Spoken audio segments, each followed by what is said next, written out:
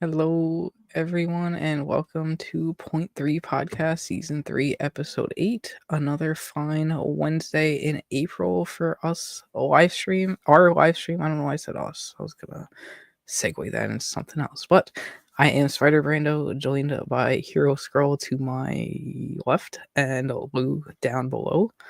And we are your favorite trio of hosts. Today we have Thunderbolts, final hopes and predictions, as well as a little switch up of doing our keep watching, keep reading, and keep nerding out at the end to finish off the episode. But as always, if you're not in our Discord, join it and be on top of all of our episodes and social posts and chats, because we'll always be yapping in there and doing movie nights and gaming and a whole bunch of fun stuff. So, without further ado, how are you guys all doing today? We hyped out here. We hyped. It's days. I'm just going to say hours. A lot of hours. But I'm just going to go hours away. Ooh. You know how many hours? Nah, it doesn't matter. I did have the Thunderbolts counter up, though. I did. I'm not going to lie. It's you an got me open tab. with that one day, and I was like, I have to get them back somehow. Yeah. I mean, if we're talking 24 hours times 7 days a week, or times 7 days for this week, 168 hours. About. There you go. So about 168 hours away from Thunderbolts premiering over here. Yeah. I mean, what? If we're about to enter the second quarter of the year or third quarter of the year almost at this point? Nuts. It's crazy. Hey, second quarter just started. Don't put those thoughts in there. Quick time thoughts. We are on a fast track now.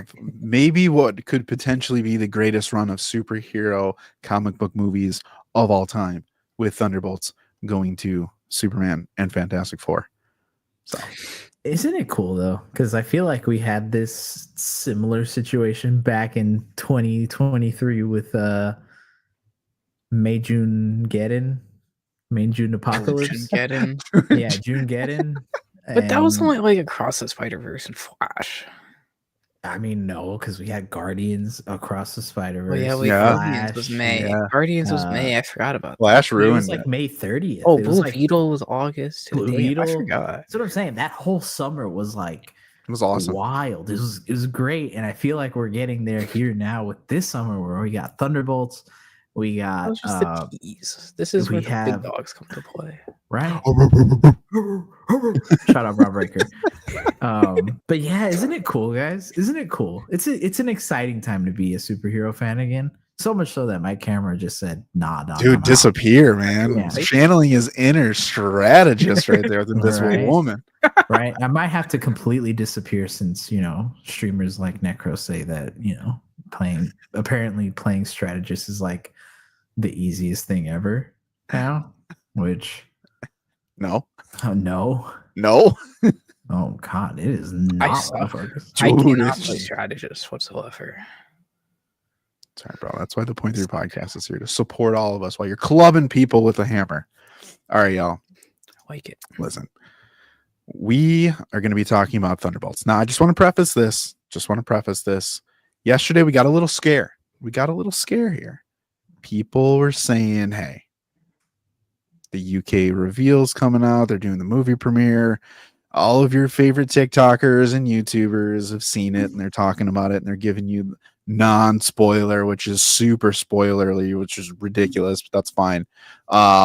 So we actually moved this up a week. Movies typically come out on Thursday. Live streams for the Point3 Podcast are on Wednesday.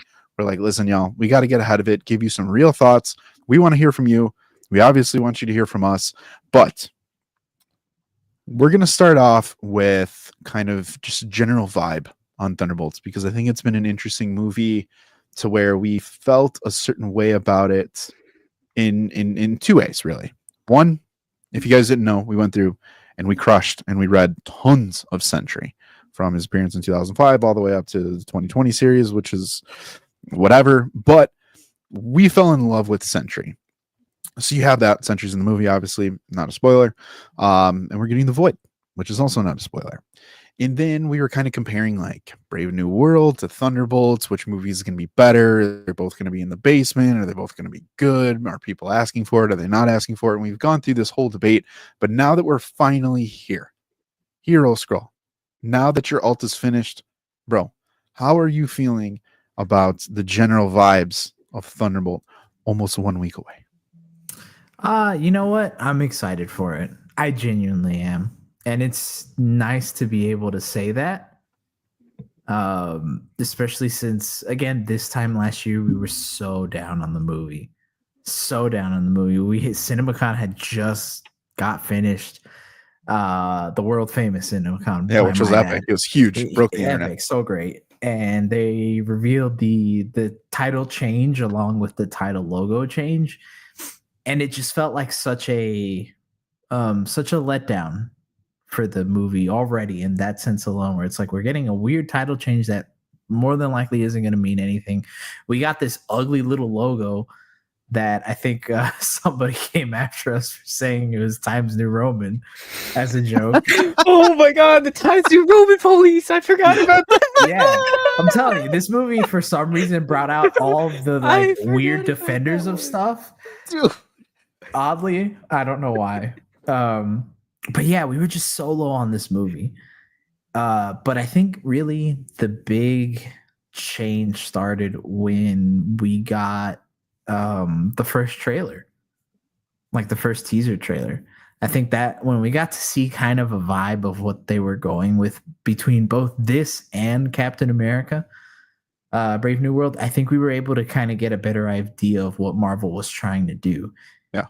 And that's when that's when that switch just flipped towards the other direction. And we were like, okay, we're getting there. And then, like you said, we crushed Sentry. We did research on other stuff, and kind of realizing what the Thunderbolts were meant to be, both outside of comics and then, or in the comics, and then now in the MCU. It's actually a really smart idea for them to use these characters that maybe would have never gotten much of a chance anywhere else in the MCU and putting them here. So overall, if I have to like rate my excitement out of 10, I'm like honestly at an 8. Honestly, wholeheartedly. That's nice.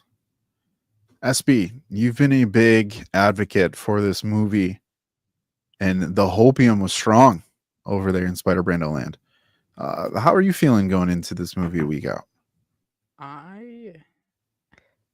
It feels kind of surreal at the moment, just because like the feralness hasn't hidden. No, it doesn't feel like it's coming out next week, which is kind of weird. But that's partly just because I have so much going on with work and stuff at the moment. But I'm sure once the weekend hits and like now hearing some of the reactions so far, it's starting. The hype is truly like feral Sonic mode is coming out soon, which took a while, but I've always been hyped as of recently. Like Hero said with the latest trailer, I think when we first talked about it like a year ago, I was the biggest hater of it and was like, what is the point of this movie?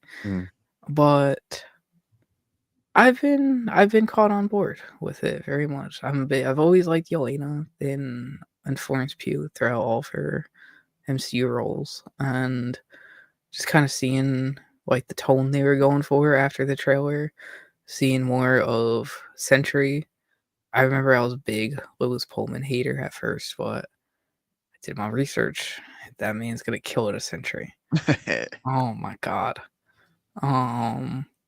So I'd say my level is at like it's not like an 8, like a cold 8. But as we get into the week out, I got Revenge of the Sith to see this weekend and Sinners to see this weekend. Once I get through this weekend and it's Thunderbolts week, the feral Sonic Thunderbolt Brando is coming out.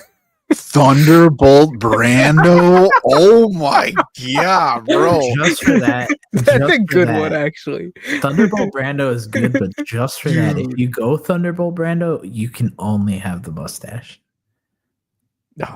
I'm not doing it. Bro. Yeah, if you change the name, that is the thing you have to do. the only No, bro, give him that Thor beard though. You can beat the Thunder, and just the Bolt part is a little different. But dude, I don't know why when you said that, I pictured like a decal and like your back windshield, and just like sitting behind you at a red light, and it says Thunderbolt Brando in your car. I don't know why. I'm not honking at this guy. Anyways, dude, please change your name. That's amazing. Thunderbolt Brando is fantastic. I like it. Listen, y'all, I'm gonna point 3 that 8 out of 10 hype. I don't think it can touch the 9 range, and that is me just kind of projecting the sins of the MCU on this. I will say, going into this, I thought it was going to always be better than Brave New World. However, seeing Brave New World, I was like, damn, this is actually really good. If I still think Thunderbolts is gonna be better than this, we're talking. And even, did I put Hero to sleep? Dang, bro. I shouldn't have said 8 out of 10. He couldn't get the reveal. It's just it's frozen. Bro, the mantis got him. It sucks. Maybe Man, internet. I don't know. It's tough. It's tough. Yeah, I mean, listen. In the meantime, we'll get him when he's back. I think. Am I back? Hello? Dude, I didn't know I put you to sleep, bro. Dude, You froze with your eyes closed. I don't know what's going on. I don't know what's going on with my internet right now. I think we're saying too many good things about Thunderbolts, and like Feige is tapping us, and he's just like, Tune in. don't do it. If you see a little film camera robot coming behind me, you know it's too late. We know why. But I did want you both here for this, right? Because I think in Hero, I think we talked about this too. I think it might have been off screen or before, but like the quality of the story that was told in Brave New World that was self-contained, kind of satisfying that whole thing of like, doesn't necessarily need to connect to the MCU. However, it did have connections to the MCU. And I think if they take that same route with this of it's going to be self-contained. And one of my favorite things that I've seen always attached to this movie that I think made me feel that it would be better than Brave New World was the cast and focusing on the team of morally complex characters that are navigating redemption and unity. And I think that resonates with both of the trailers that we've had so far. And I think that's super cool and very interesting. And before we get into the other stuff, I want to talk about one thing real quick, you guys, because this is a team up movie. And the first time we got a team up movie, it was one of the greatest things that we ever got. And you saw the qualities that went into it. I'm going to kick it back over to you, Hero. I think you mentioned something to me very interesting about like the comparison to like an Avengers 1 type of thing, or like people wanting the next Avengers movie, even though this isn't called Avengers. Just talk real quick, just kind of about that team up aspect of this and like why this should appeal to so many MCU fans. And it should be really almost unquestionable. Yeah, no, for sure.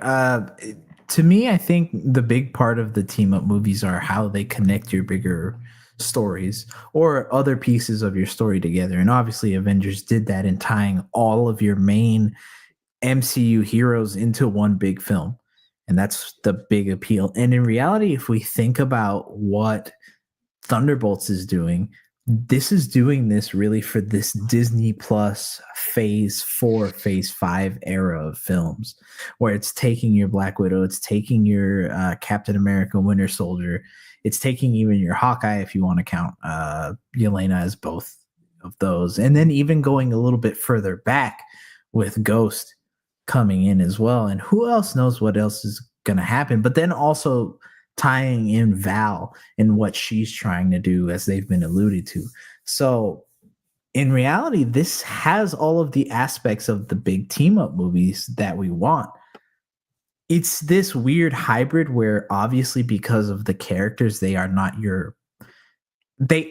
in certain ways, but they're not your like Avengers level characters in terms of name brand. However, I would really like if people thought of this as like a hybrid between Avengers and Guardians of the Galaxy, where when Guardians of the Galaxy came out, there were these no-named heroes. For a lot of people, they were C-tier heroes, and now they are household names. Groot, Star-Lord, Mantis, Drax, Gamora, almost everybody knows about them. Before that movie came out, no one did. And no one can argue that. Yeah.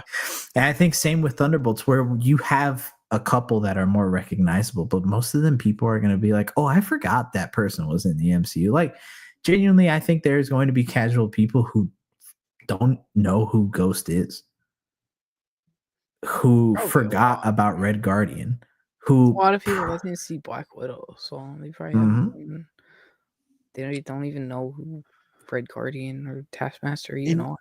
And really quick to that point, I do want to highlight something real quick about the characters. And we're going to talk about some of the characters or kind of some highlights or lowlights that you think each are going to have potentially. But I think there's something to be said about that combination of no name to actually characters who have been in something.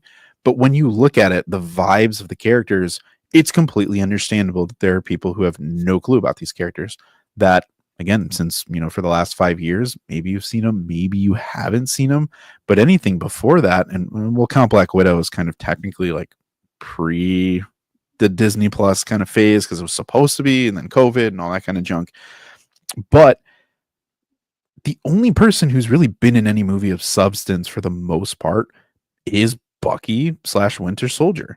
You had the Winter Soldier back in 2014, 11 years ago, 714 million, had a really good Rotten Tomatoes score, and I'm going to default to Rotten Tomatoes just from like a super casual perspective. And then you had Civil War, which was over $1 billion, Infinity War over 2, Endgame over 2, Falcon and the Winter Soldier was a mid 80% on Rotten Tomatoes. So like, you've seen him, and there have always been a lot of eyes on Bucky. But beyond that, Black Widow only did 379 million, and it was a sub 80% score. Red Guardian was a part of that movie. You go to John Walker, again, sub 80%. You go to Ghost. That's kind of a gray area, but again, the movie is an 80% and only did 600 mil worldwide.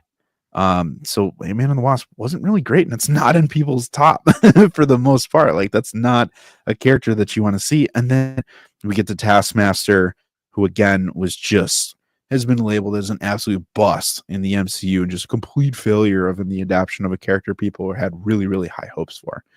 So to that point, it's like, we're having no names, but it's not no names from the comics, and it's brand new and interesting. It's like no names within the MCU, which Spider-Man, I'll throw this over to you.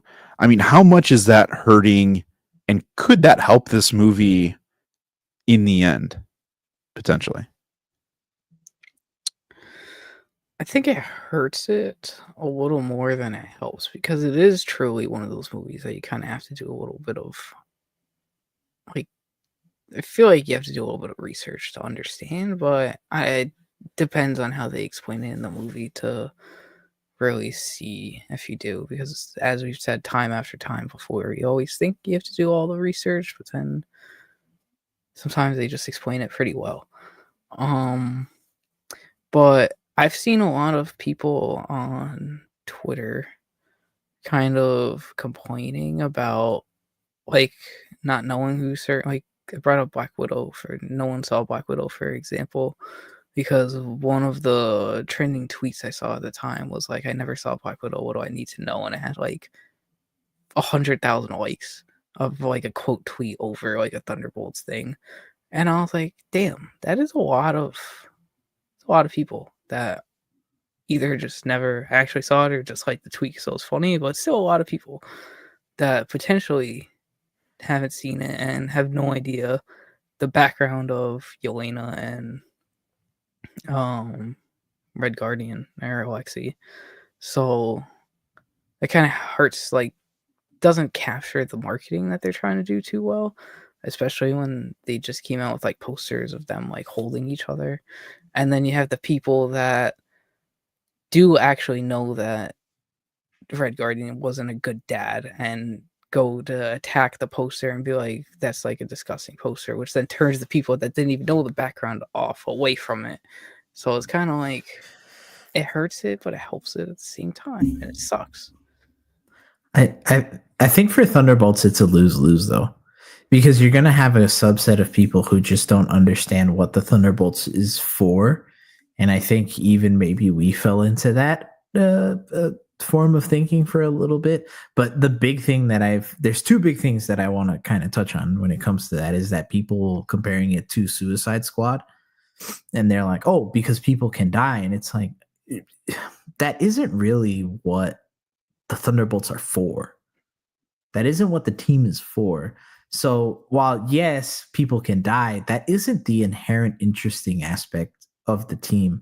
And I think people need to separate that, but they're not going to, because of one, who they have and who they could potentially have, which leads into my next point. There's always going to be people who, no matter who you picked or who they maybe could have removed and put into this film, people were going to complain. And I think people would still have the same exact complaints and grievances against the team up, or the lineup of the characters. Because a lot of people, for example, the two big omissions that people wanted, Zemo and Abomination. Mm-hmm. But if you really think about it, how many people truly remembered the 2008 Incredible Hulk film?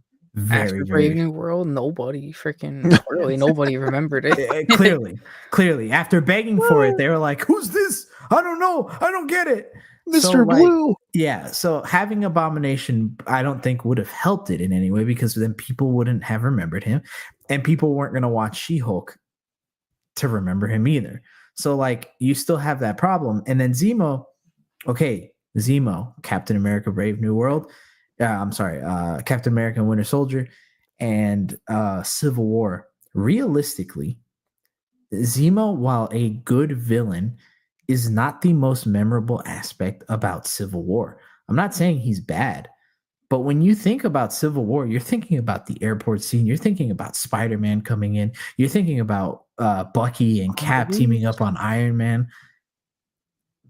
Zemo is such a small aspect of that in people's minds that they don't really care about him. We care about him because we know what he could be and we like him, but he's not that big of a piece in terms of everything that they could be doing with him. So I think people would still complain about the Thunderbolts, and they would still have the same flaws of, oh, well, how are they going to beat Sentry? How are they going to do this? What are they going to do with that? I think those types of things would still be there. So it's a lose-lose for the Thunderbolts team, which plays into, to me, they're kind of what they're supposed to be. Losers. Yeah. I mean, honestly, and when you go through and you just Google the synopsis, like I literally put it in, there's two things that I want to highlight, and kind of where I feel like what could make this a win is the combination of that of, it initially felt underwhelming, and I think there's been a nice organic build for the team and this characters, because people have, to a certain degree, gotten over like, well, if Sentry and the Void are in it, like, are we going to get another character that's just going to talk down the big villain at the end and we don't get this huge battle and all this kind of stuff? It's like, no. Why expect that? Truly, why expect that? No character on the roster of this team should have any chance against the Void. Should have no chance against the Sentry.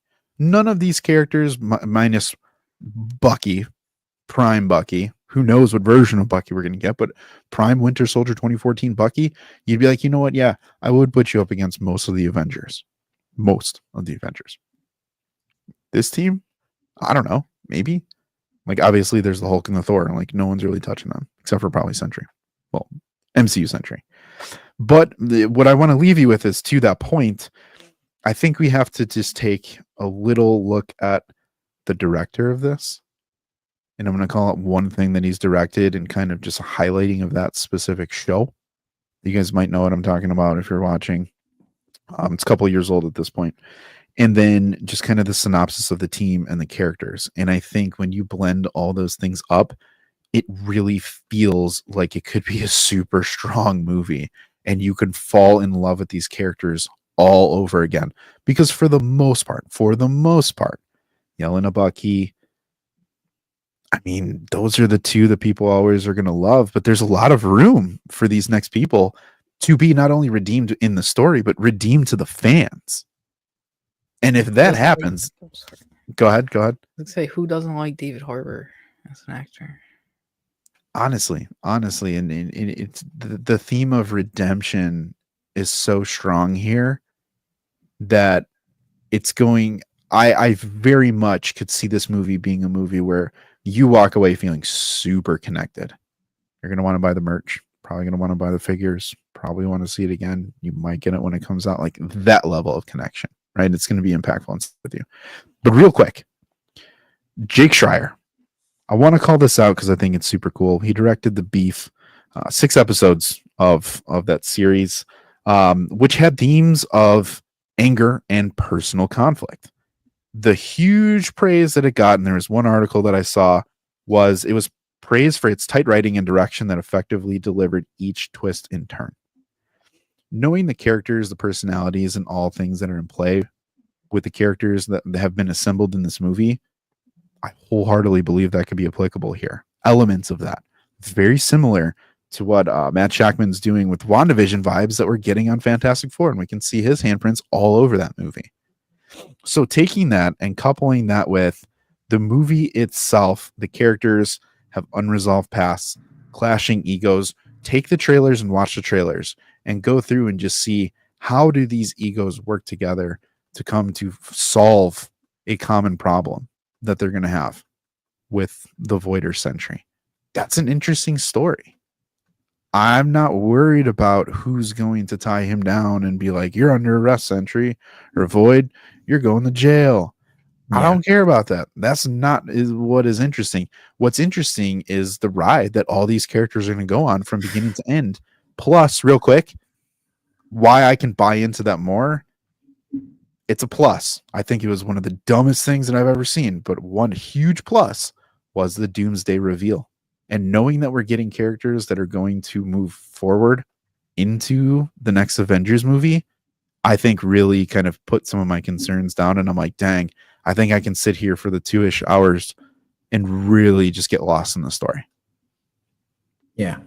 And the funny thing is that people constantly, and I know we've talked about it at length before, but isn't that really what superheroes are at their core?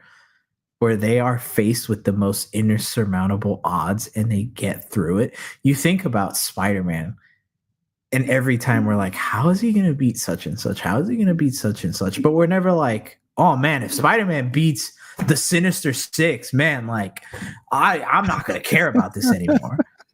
But if you think about it, Spider-Man shouldn't beat the Sinister Six. He shouldn't. His strongest foes coming together, they should wipe the floor with him. Yet nobody's like, oh man, Spider-Man shouldn't be able to beat him. So I think we get lost in that sometimes, or certain people get lost in that. But going back to the Beef series, which when I realized that this is the same director, also shot my hype up because I watched Beef when it came out back 2 years ago. What a show. I don't know if you guys have seen it fully, but what a show. Steven Yeun's in it, and I forget her name. She's the comedian, the Asian comedian. Her name's going to come to me later, but she's great.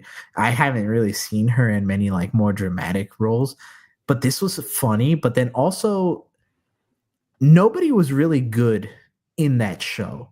Like, if you've seen it, you kind of know what I mean. Like, everybody had this bad aspect to them. But when you got to spend more time with them, you understood what was going on with them. And you felt for them. Like, you wanted them to get their wins. And ultimately, Beef is just a story about petty revenge after petty revenge that keeps building up until something really serious happens. I could see Thunderbolts going down that route, and it would be really, really entertaining. Because in reality, all these characters should, in some way, have petty beef with other people. Yeah. And just to add one little sprinkle on top of that, when we talk about managing egos, this director is the same person who's directed music videos, which he's actually known a lot for, directing music videos for Chance the Rapper, Kanye, Justin Bieber, and Kendrick Lamar. Like, and then, I forgot he did this too. The Magnificent Coloring World back in 2021. It was a concert film for Chance. I completely forgot about that too. Remember that? I did not know that he was attached to it.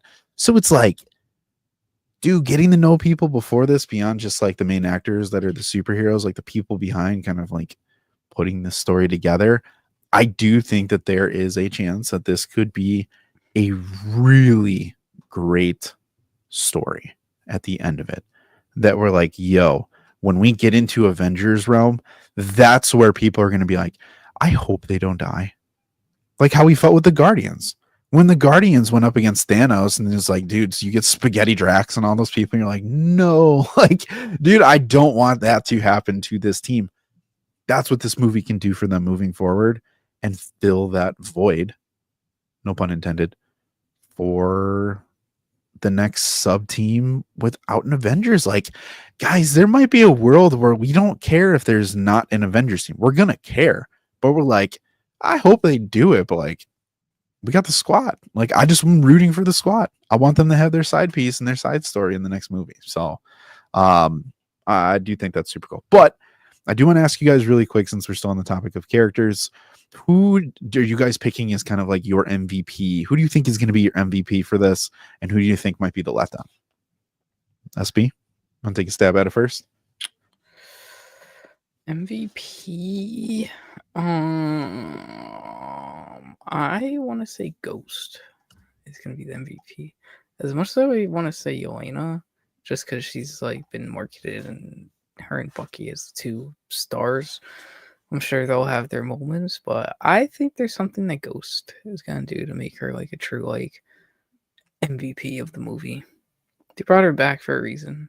I enjoyed her in Infinity. I don't know why I said Infinity War, in Ant-Man and the Wasp too, or just Ant-Man and the Wasp. And this is breadcrumbs that we've been wanting to be built back since 2018. Yeah. So it's nice to kind of see that piece together into a couple phases later. Yeah. And see what she's been up to, because her powers are really cool. Like, freaking, especially just teleporting everywhere, and that one trailer shot of her like catching the knife and just teleporting behind someone. That was cool. So I think she could have an MVP moment, but at the end of the day, Yelena is probably going to be like the true MVP in our hearts. Hey, most final hits. That's what counts. Yeah, and most assists and everything. I mean, yeah, I think a lot of people, including our chat, saying how Yelena is probably the MVP, but Val could be good as well. That is true. Val, depending on how much she's in the movie. Is that Pierce guy over there talking about another no-powered? We love you, Nick. We love you. Yeah. Yeah, I kind of agree. I do think it'll be like a 1A, 1B type situation where like Yelena's 1A for the MVP. Me personally, though, I think our dark horse MVP, or my dark horse MVP at least, will probably be John Walker. Ooh. I see this kind of being how Nebula was throughout the Guardians films, where Nebula started as a figure you didn't really like she was fully opposed to the Guardians, and you kind of knew there was something there, but like you didn't really know what. And then Guardians 2, they keep exploring that. Infinity War, Endgame, and then you got Guardians 3, where she's just straight up, realistically, probably the MVP out of the whole team, besides Rocket. I can see John doing this, where like we know John's story, and right now we're at a point where we're just like, man, I don't like you. And but I think there's a chance to really make us feel for him. Maybe still not like him and still not forgive him, but still feel for him. And I think when you can do that with a character, that always brings out something good in a character. Mm-hmm. Plus, Wyatt Russell's a great actor, so I could see him crushing it. So, I think Wyatt Russell would have thrived with the Russos in just their portrayal of characters and like how long they just like the way that they direct in their style. I think Wyatt Russell's really good at those longer shots and kind of not using many words, but conveying a lot of emotion. Yeah. And even when you go back in like the compilation of everything that he had in Falcon and Winter Soldier with, obviously with him in Battlestar and the choice, do I take the serum? I'm Cap, I'm not Cap. And then ultimately getting to the end where he becomes US agent. I do think that actually is pretty cool. And I've seen some of those like on TikTok or shorts or whatever it is where people are like get to know John Walker type of thing before Thunderbolts. You're like, damn, that guy was actually kind of cool. And like, dude, him smashing that flag smasher with the shield, I still get like goose watching that. I'm like, oh my gosh, like I forgot that's such a huge episode, but that's the guy we're getting here. I think he has a really strong shot actually at being MVP. I have him and Bucky kind of as my 2A, 2B. I'm going Sentry on this one though. I'm going Sentry on this. I think I think it would be kind of cheap to say Sentry and Void, but I am going to kind of go that way and just say Lewis Pullman. I think he'll be the MVP walking away from this, to where this is, even though we've gotten introductions for all the other characters and the teams, we have a chance now that we have a new team kind of taking them and putting their own interpretation on their style, or maybe calling back some things that might have been missed in the previous iterations and appearances. This is going to be the first and freshest start for a character that should be the most powerful. Like, it helped Namor when he came in and everyone's like, dang, he's powerful, he looks good. Like those little things that kind of get a lot of the casuals and what hardcores look for, like the visuals, the power set, the tone, the feel, how he presents himself. Does it align with the kind of the history of the character that we know, or does the interpretation that they take kind of add to the lore of the character? But again, most people haven't read Sentry. Most people I know of are like, I have no clue who that is.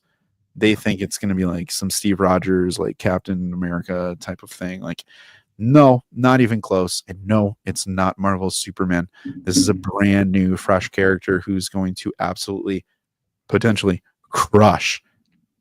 literally crush people, but just, I think, be a steel shower. Dude, why can't I get that right? I mean, yeah. For like weeks, I keep saying that wrong. Go Steeler. Yeah. No, I agree 100%. All these characters have a very good chance of doing something and making themselves memorable to the audience after this, depending on what they do, how much screen time they get, obviously. But most importantly, the moments. Because I think we're at a point in life now where like moments are what matter to people. And if you can capitalize on the amount of screen time you do have and give us something to really care about, like, man, we'll remember you for a while. For example, X-Men 97, Gambit wasn't in it for long, but like with what he was in, like people always talk about Gambit now. But if you think about it, again, he was in it for so little of the show. I think same thing here with Thunderbolts. Some people will probably have more time than others, but I think depending on what moments they're able to give us, what feelings and emotions we're able to see out of them, like everybody can capitalize on that and make themselves elevate their character to another level. Because like if some of them are C tier, they can go up to like B tier now. Yeah. If they're B tier, they can go up to that A that they've probably been on the cusp of for a while. Yeah. Do we real quick want to reverse Uno and go LVP? Or let's just say, who do you have the least expectations for in this movie? Taskmaster. He's been written off of like every marketing piece. Not every marketing piece, but it's just dwindled and dwindled and dwindled down in how much Marvel's promoting that character. So it's very interesting to see, but it's got me wondering what's going on with her. Fair enough. I kind of agree Taskmaster in a way, but I'll say Val. I think maybe she might be the one thing that I'm like still holding on out, that even though that I'm hoping they connect her well, especially since they've been building her up towards something in her appearances, I just feel like she's going to be a tiny bit of a letdown. Fair enough. I'm going to go Ghost on this one, actually. I think Ghost is going to look really cool. I think in costume and suit, Ghost is going to be like amazing. However, it's an MCU movie. More than times than not, the mask will come off. And I think that's where the character of Ghost might be pushed to the background. So it's going to be fairly heavy on just like the awesome moments to both your guys' points. I think Ghost will definitely have some just like GIF worthy times in this movie. I just don't feel strongly about the mask off moments, the dialogue, what's going to be strength back there. You know, it's she to me feels like she has the weakest thread to the past and the future. Yeah, unfortunately. Chad asking, is there any acknowledgement to the events of Daredevil Born Again with the Blackout or Mayor Fisk or War Against Vigilantes? Blackout, probably not, because Blackouts are just kind of, it was a one night thing. I don't think they'll acknowledge that. Mayor Fisk, they may or may not, but his War on Vigilantes, if they're technically by the government, but they're also supposed to be like a shadow ops type, deal. I don't think they connect. And that's okay. Yeah. I personally think they'll stay self-contained. I think this will be how they handle the team is how the team's going to go into the next Avengers movie, and we get the crossovers for Avengers where like, oh, I didn't know you were here. I can't see them referencing anything on that scale. Now, the one thing I will be curious to see if they reference, and SB, I'm curious if your answer to that question plus this, do you all think that they're going to acknowledge anything with Wakanda Forever, knowing that Val is in the movie?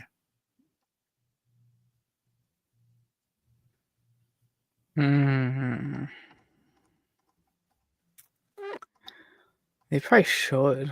I mean, they should mention something of like a potential kind of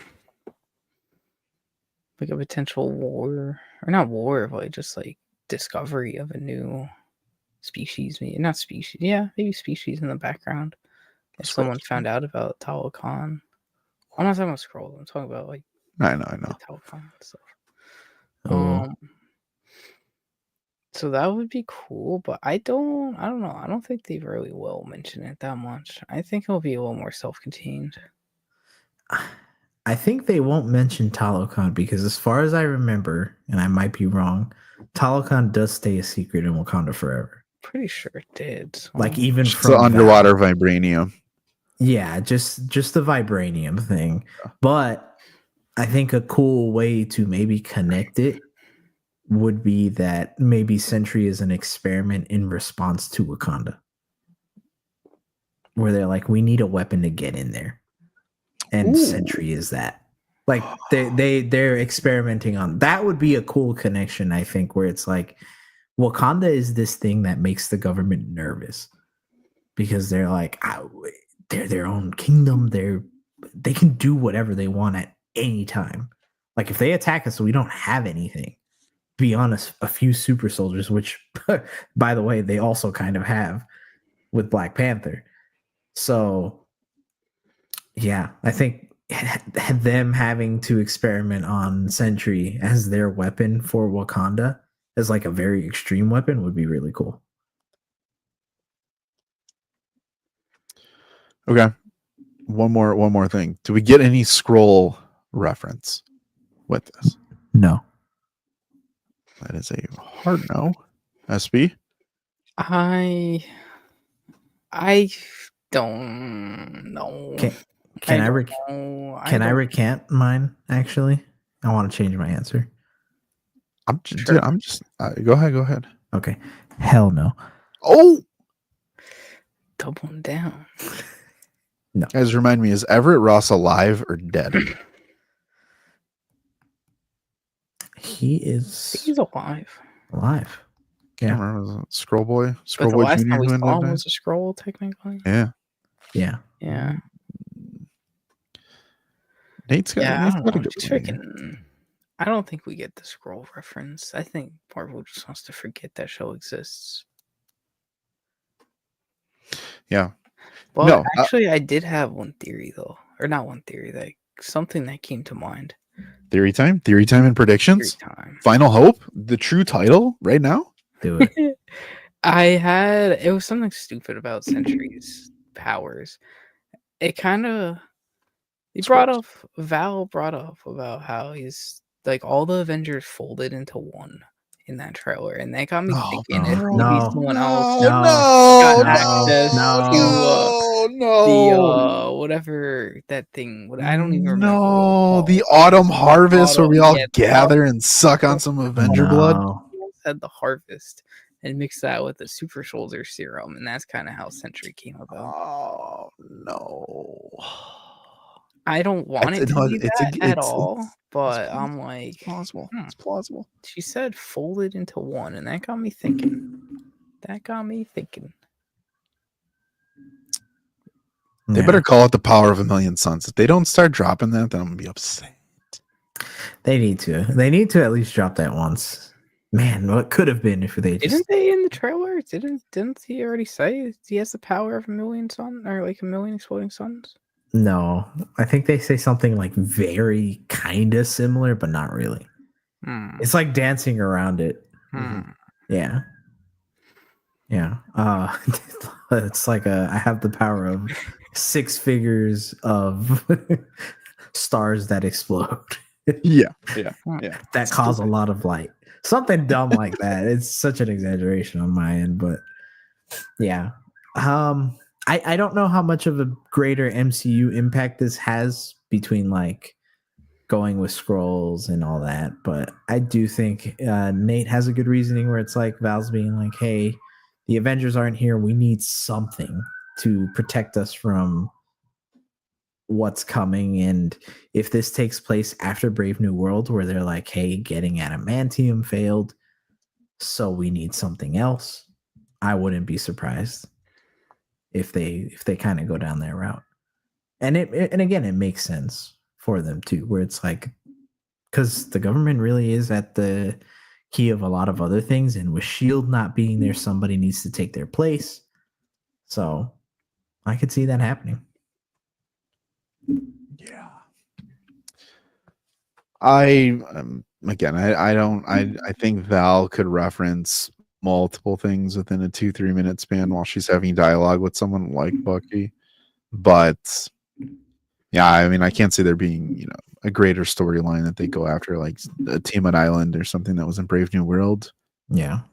If they do, kudos to you guys for keeping it under wraps. You finally kept something under wraps. But the fact that we haven't seen it means it's probably not going to happen, because they're just like, hey, leakers, here's a new story and image for you. Throw it out there. So everyone, dang. I don't know what that was. If you got to check, go check. I was going to say, let me go check on that. I don't know what that was. Yeah. Hear all the sirens going, and then it's I don't know. I mean, okay, I'll put it this way. Ghost broke in. That was Morlun, bro. Morlun. Well, it's not coming for me for once. Taking out the Point3 one at a time. I do wish that they referenced something like that. And I think it definitely be Avengers focused. I think it would be cool if Val was keeping tabs on other heroes and seeing, just kind of an update of like where they're at and what they're doing, which is nothing. Like, I think it'd be cool for them to lean in and be like, we don't have an Avengers team. I know you guys don't have an Avengers team. They're literally doing nothing right now. They're just living life, and just kind of recapping that. But beyond that, the big thing that I want to wait for Hero. Oh, you came back. I'm back. You're back. The big thing that I wonder if it'll happen or not. And I don't know the post-credit scenes. I don't know if this is an end of the movie potential. I don't know if it's a mid-credit or like a true post-credit. I do think that we get some sort of doomsday clip scene mention, something along those lines that ties into that movie. Nothing Fantastic Four like, but I definitely think you can't have the Sentry in the Void exist and he's not on the radar of someone. And I'd just be curious to know who that someone or something is. Even if it's strange. I don't know. Somebody, like something big needs to show up to be like, we need to handle that. I actually would prefer it. Nope. Now that I say it, I hope we get Strange. I was gonna say Strange would be a good one. Yeah, I agree. I do think something Doomsday related will be, not just because of rumors and stuff, but Yeah. They only have 2 movies to really do a build up, and let's be honest, Thunderbolts probably won't have much of one. Fantastic Four will also probably not have much of one either. So they're gonna have to rely on post credits to really do the legwork of what they are wanting to set up for next year. Mm-hmm. So yeah, I agree. I think that's a good way for them to do it. Either that or potentially someone from a different multiverse coming in and like actually showing up and making like a bigger impact, not just coming in, not like Photon going into the new X-Men universe and they're just like, hey, what are you doing here, friend? No, it's like, I don't know. I'm just gonna throw this out there. I don't think it's gonna happen, but it needs to be on par with like Magneto coming into the city and destroying something like that, and being like, we're in the wrong time, and like the X-Men are there. Oh shoot! Can't wait. Oh. Or they come in and they're like, we're running out of time. We need your help, and they're talking to Sam Wilson. Bro, it's gonna be Mystique then, bro. It's gonna be Mystique.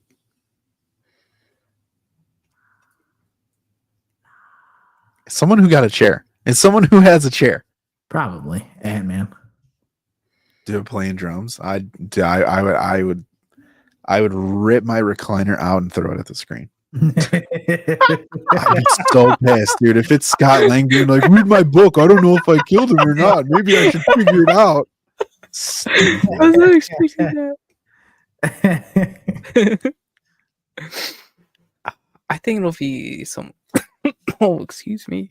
I think it'll be it's making him cough. Going from the chair. Oh, get him! Yo, I'm actually in the chat for once. Let's go. Get him!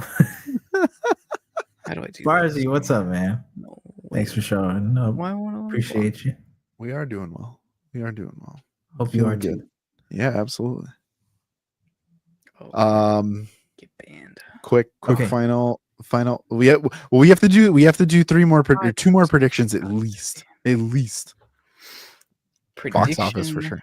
Number 1. I think we got 3. I think we got box office. Oh. Personal rating.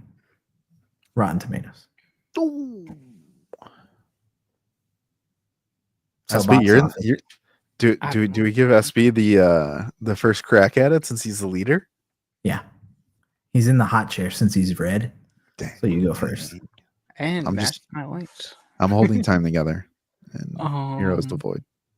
The true void. I think I forgot. I hope we get I somehow want Century to have existed for years. Everyone forgot about him like Peter Parker, just like the comics. I just knowing like how they just made everyone forget about Peter. They could easily just say that for Century, and I would be perfectly fine and okay with that. And I really want that to happen, and I predict it will not happen because Marvel's not cool like that. It was strange all along. But yeah, I mean, just knowing like Strange, and I really want to see him kind of have like that, like what Reed was to him in the comics, have like that like best friend that forgot about him because of something. They were at that party together when Wong was saying it last time you did this. Yeah, like that would be cool. That would be cool. I like that. Kind of connectivity, filling in the gaps, and somewhat paying a little homage to the Void or comic origin, or Century comic origin. Okay, all right. Box office. What you thinking? Opening weekend or total? Both. We gotta do both. And they triggered it, man. Opening weekend, I think it'll be 72 million. I think it's gonna break expectations. Once the reviews come out after all these reactions have been coming out, if the reviews match what these reactions hype levels are saying, if it's in like the mid 80s critic score and like audience score, and it being like a A24 inspired like indie-esque film, I think the critics are gonna eat it up a little bit more than other Marvel projects. Okay. All one Thunderbolt $1 billion. No, I'm kidding. It'll probably get like 378, 400. I don't know. Okay. Okay. Personal enjoyment and Rotten Tomatoes. Go. Just throw them out there. Personal enjoyment and Rotten Tomatoes. Rotten Tomatoes, I'm going to say 82 and 80. 82 audience and 80 critic. Okay. It's on par. It's on par. And for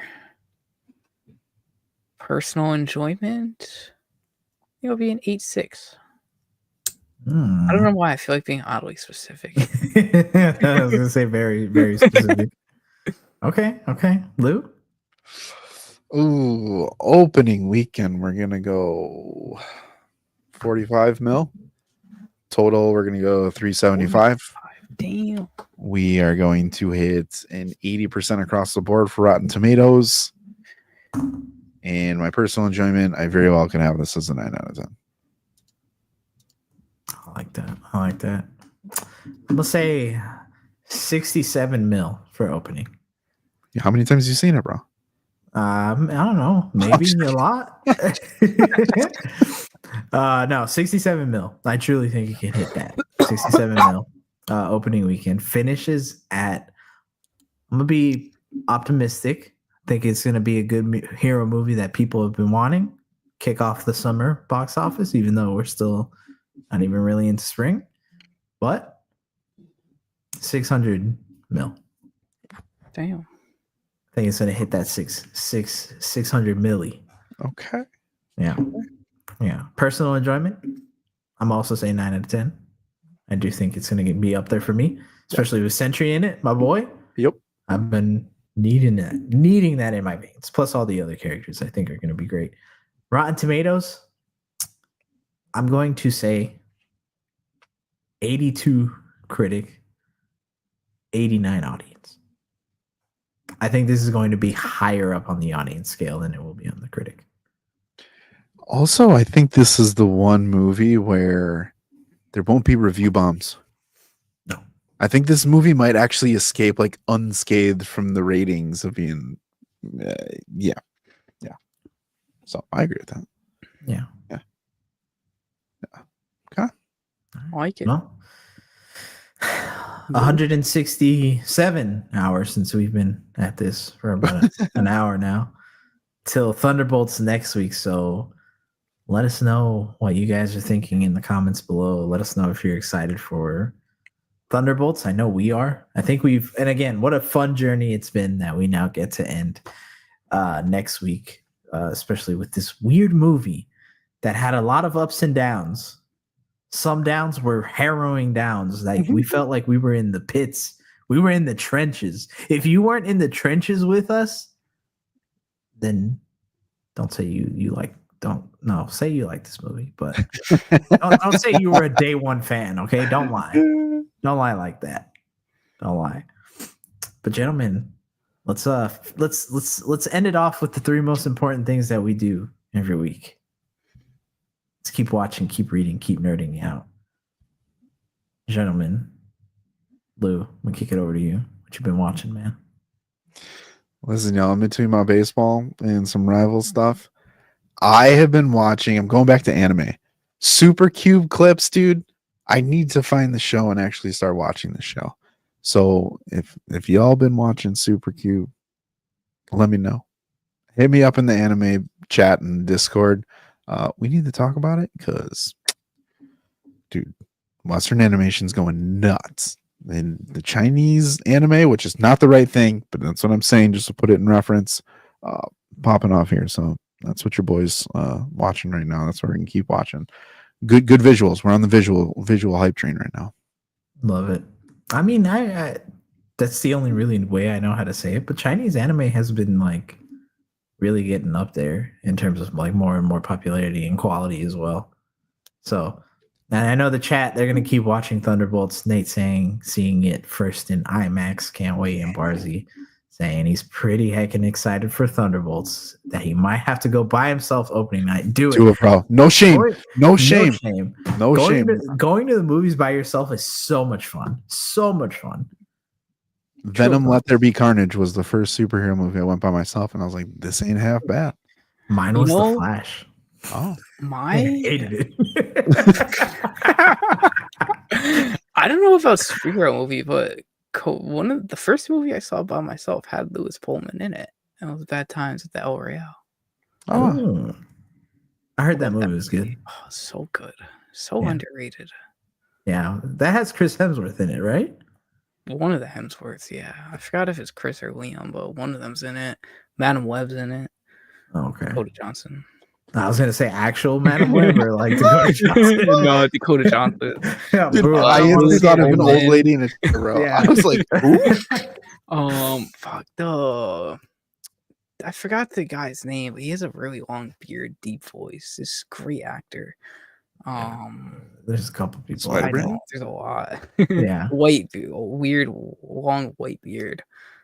So, it's an old man.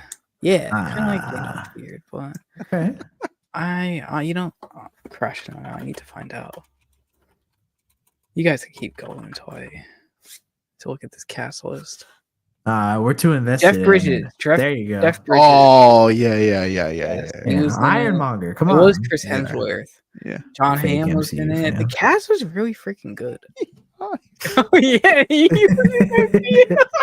build a suit of armor. Oh man. You're okay. I love Jeff Bridges. Who doesn't though? Yeah. In this movie. Yeah. All right. Well, that's our keep watching, keep reading. Everybody, we're gonna give you a little preview of next week of what we're going to keep reading and what we've already read. Probably gonna reread for next week. But Avengers Secret Wars. I'm sorry, not Secret Wars. Doomsday. Is it Secret Wars or Doomsday? It is Secret Wars. Secret Wars. Be about 2 years away. Yeah. Next week. To the date. So we're going to be talking about the Secret Wars comics, both runs. Both the original 87 series and then the 2015. Such good books. So recently fun. Reread the 2015 version. Love it. Love everything that Jonathan Hickman had to do with that. And then we're going to go way back, talk about the original one, talk about things that we forgot, things that probably will never happen, things that might happen. So yeah, we're going to be talking about the things that we feel like they're actually going to adapt. So that way, with Doomsday being a little over a year away and then Secret Wars being 2 years, you can say that you heard it here first on Point 3 Podcast. Mm-hmm. So that's what you guys have to do to keep reading for this week. Chat. That's what you guys have to do because we're already doing it. Hey, shout out to Nate. Praise Doom. Yeah. Praise Doom. Yeah. SB, keep nerding out. You had a special request for this one, and it has something to do with your lights. What is it? And my shirt, baby. I got Star Wars Revenge of the Sith 20th anniversary, which makes me feel old as heck that movie is 20 years old now. But I cannot wait to feel like a kid again and go see it in the theaters. I got my tickets for this Saturday and some recliners with some homies, and I can't wait. I remember seeing that movie in theaters when I was like 5-6 years old.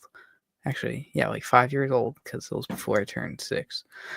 And it was just phenomenal. It's my favorite Star Wars movie of the bunch. I know Empire Strikes Back is like the best, but I don't know, man. Revenge of the Sith is up there for me. I don't care what anybody says about the prequels. That movie is peak cinema, and I could always nerd out about it. I have Darth Vader shoes that I wear like every day, and it straight up says like, Ooh. I'll whip them out real quick. Oh. Y'all are getting a sneak peek. This is some Discord level stuff. Y'all are getting for free. Just getting Discord free. I mean, but really for free here. Out here. Yeah. So we have some Vader NMDs. They're very beat up because I wear them like every day for work, like a dumbass. But the back of it straight up says, "Join me, and together we could rule the galaxy." And it's got Vader on the tongue. Love it. Glad we can still see it on all the heel drag. Yeah, right, dude. These shoes are so freaking beat up. But they're amazing. No, those are heat though. I can't wait to wear this and my Vader shirt with it. I'm nerding out on Saturday and seeing Sinners on Friday, so I'll be nerding out about that.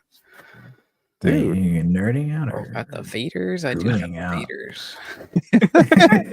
Oh, with freaking Padme in episode 3. That about you going in with Haley Seinfeld. And you're yeah. I see why it's an SB weekend. I understand now. Yeah.